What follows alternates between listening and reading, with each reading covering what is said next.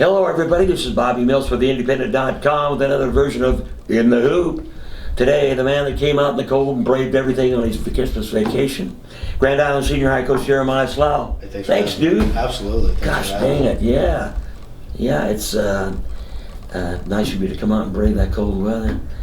You could be sitting home watching a bowl game. Hey, I will be here in a little bit. Yeah. Yeah, so anyway, I've got to ask you this, and I don't know how long you've been here. This is year 9. Seems like a shorter time than that. I know it. Has this been I hate to ask, has this been the toughest start you've had, or not? Yeah, probably.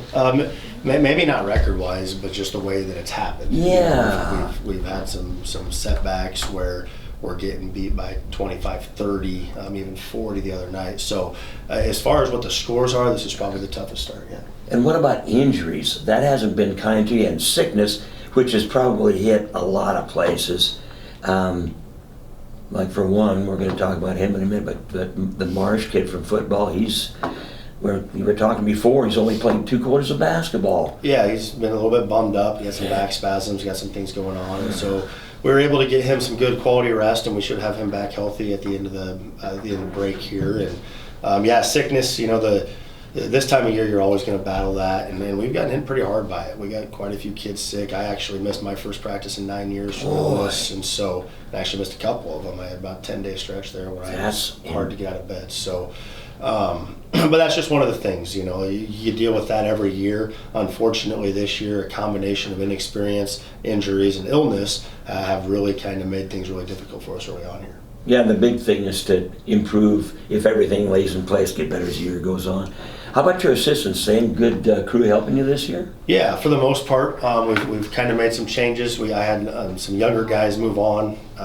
Coach Fay moved out to South Carolina. Coach Anthony's over helping out with Gretna, doing a really nice job over there helping with the varsity. And then Coach Simpson is over coaching the JVs and varsity assistant for Elkhorn High. Oh my goodness! So that part was good. Kind of developing that coaching tree a little bit, getting some guys out there, and they're doing a great job. And I've just heard nothing but positive things from the eastern side of the state as far as those two especially. And Coach Fay's doing some coaching out there in South Carolina. So really excited about that. The guys that we brought on, we still have Steve Hartman and Coach Moritz, Jason Moritz. Yeah. We brought over Jason Gregory. He was the head coach at Mitchell for the boys several years ago. I think his dad might be the superintendent at Axtell. Oh yeah, I think he got back is. here, kind of getting closer to home. He helped out with our girls a year ago. We got him over. Lance Nelson, who's just a lifer, just an Islander guy. We got him helping coaching with the lower levels, and then Coach Eric Tobin is coaching the freshmen. He graduated from Doniphan the same year as my brother. He was on that state football championship team and the third place basketball team. So a kid that has some youth and some experience with winning, and so just kind of bringing his toughness, it has been great. The kids that's a good bridge. Not that you're an old man, but maybe a good bridge gap for the kids, man. I don't know. Anybody from Doniphan Trumbull knows a lot about basketball in this day and age, and back when you were there. So, your opponents that you played so far, 18-10. And that's a pretty tough way to start, but your big guy came through Saturday night very well. Can you talk a little bit about that?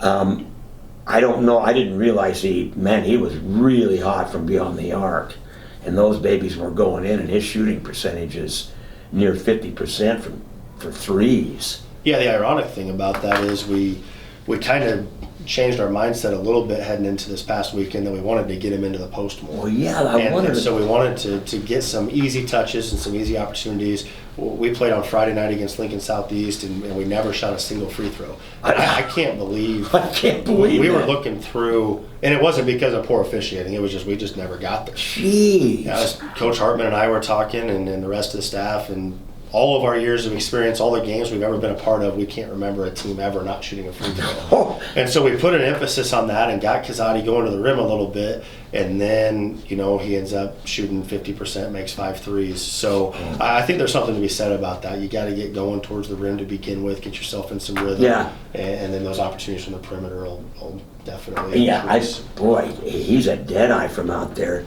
So, can you tell me a little bit about your team, like Riley Plummer? I know he's a good kid, and I think he's got a younger brother that's maybe a junior. Is that it? 6'3" and weighs like, I was going to say 125. Boy, it sure looks like it. Jackson Bernal, Colton Marsh, and these guys, and then a couple guys that came in and really helped you out Saturday night. Yeah, we got a plethora of kids, and I kind of joke with our staff and talk to our kids a little bit about this, is we're trying to narrow down the rotation, but right now there's not a whole lot of separation. And so we're playing 10 or 11 guys and just trying to kind of a little bit throwing darts at the wall, seeing what's going to stick, especially with the inexperience that we have. And the thing that I love about this team is they have been just amazing to coach. Good. They've been awesome practice players. They love each other. They kind of came up with the theme family for the year, and they have really, really, represented that well. They've really embodied the principles that we're asking from them, the characteristics we're asking for what we want out of this experience. And the wins and losses, they're going to come, but really we want to build the character of these young kids, and they've done a great job of buying into that. And on down the line, you mentioned a few kids. Riley Plummer does a nice job for us, and he's getting more comfortable. Mukadi Makoma's getting more comfortable. Obviously hoping to get Colton Marsh back soon. Cohen Nelson gives us good minutes. Reed Kelly, Evan McDonald, Jackson Bernal. So we got a million guys. Yeah. We're just trying to there's a big puzzle here, and then we got these pieces, and we're trying to kind of fit these pieces in, and then hopefully eventually it looks like something pretty. Well, those two sophomores that came in, what about that Barry Edos kid? I hadn't, were they even... I didn't even see him on the roster for the first 4 games. As far as scoring, they probably got in. I don't know. No, Broxton Barrientos was not on varsity at the beginning of the year. Wow. And Bob Urchol, we call him Bob. Bob didn't play a lick of varsity the first 3.5 games. Wow. So, and now those two guys are in our starting lineup, and they're both sophomores. But that just shows you, the way these guys are practicing. They're competing, and we, our guys know that, hey, every spot's available. And I think they've really bought into that. They must be ready to come off that bench, so that is great.